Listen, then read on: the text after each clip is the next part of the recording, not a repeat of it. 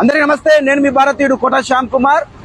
ఈ రోడ్ వచ్చేసి correct civil hospital 2వ గేట్ దగ్గర ఉంది. అంటే మెయిన్ చౌరస్తాలో మంచిర్యాల చౌరస్తా నుంచి రాజా థియేటర్ పోయే లైన్లో ఈ అధ్వానమైన రోడ్డు ఉంది. ఎన్ని సంవత్సరాలు ఉంది? కొన్ని సంవత్సరాలుగా ఇది అధ్వానంగానే ఉన్నది. ఎవరైనా ప్రెగ్నెంట్ లేడీస్ కానీ లేకుంటే హార్ట్ పేషెంట్స్ కానీ, ఇది హాస్పిటల్ సీటు, ఆ హార్ట్ పేషెంట్స్ కానీ ప్రెగ్నెంట్ లేడీస్ కానీ కార్లో కానీ లేదంటే మన అంబులెన్స్లో కానీ వస్తే దాంట్లోనే చనిపోతారు.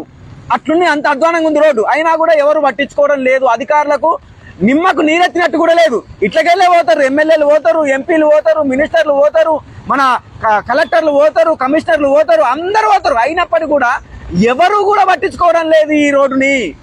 కొన్ని సంవత్సరాలుగా ఇలానే గుంతలు పడి ఉన్నాయి. ఎంతో మంది ప్రాణాలు కూడా పోయినాయి. ఇదే పక్కనే సివిల్ హాస్పిటల్. ఇట్లకెళ్ళి పోతుర్రు, యాక్సిడెంట్ అవుతున్నాయి, లేకుండా ఇంకో విధంగా ఏమవుతున్నాయి డైరెక్ట్ తీసుకుపోతున్నారు లోపలికి.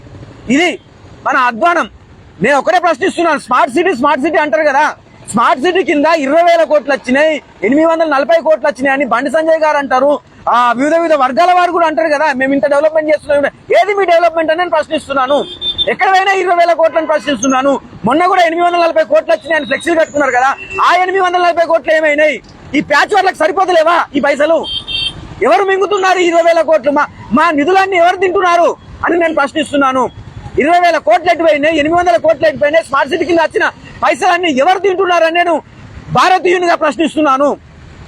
నిజంగా చాలా అధ్వానం అంటే చాలా అధ్వానం. ఈ రోడ్డు మీద ఎంతో మందికి యాక్సిడెంట్లు అవుతున్నాయి.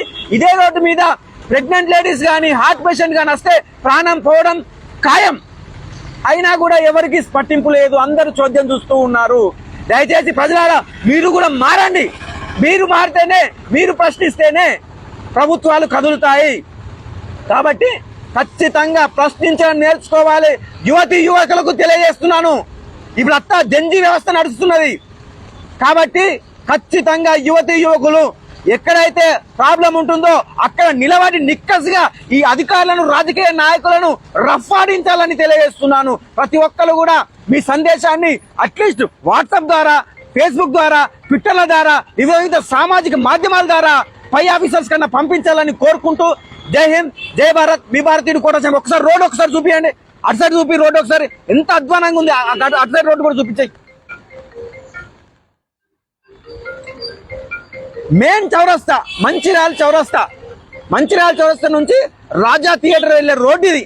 ఈ రోడ్డు పరిస్థితి చూడండి, ఎంత అధ్వానంగా ఉంది. సరే, ఒక్కరోజు అధ్వానంగా ఉంది, 2 రోజులు అధ్వానంగా ఉందంటే సరే, అది లోపం అనుకుంటాం.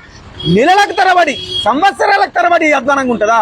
అంటే అంత నిద్రలో ఉన్నారా అధికారులని నేను ప్రశ్నిస్తున్నాను. అంత మొద్దు నిద్రలో ఉన్నారా మీరందరూ?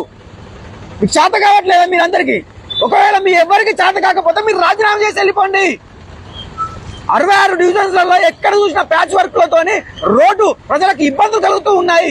ఒకవేళ కలెక్టర్ గారికి కానీ, కమిషనర్ గారికి కానీ, ఎమ్మెల్యేల గారికి కానీ, ఎంపీ గారికి కానీ, కమిషనర్ గారికి కానీ మీకు చేత కాకపోతే దయచేసి రాజీనామా చేయండి. మేము డిమాండ్ చేస్తున్నాము. రాజీనామా చేస్తే కొత్త వాళ్ళు వస్తారు, కొత్త వాళ్ళతో మేము పనులు చేపించుకుంటామని తెలియజేస్తూ, జై హింద్, జై భారత్. మీ భారతీయుడు కోట శ్యామ్ కుమార్.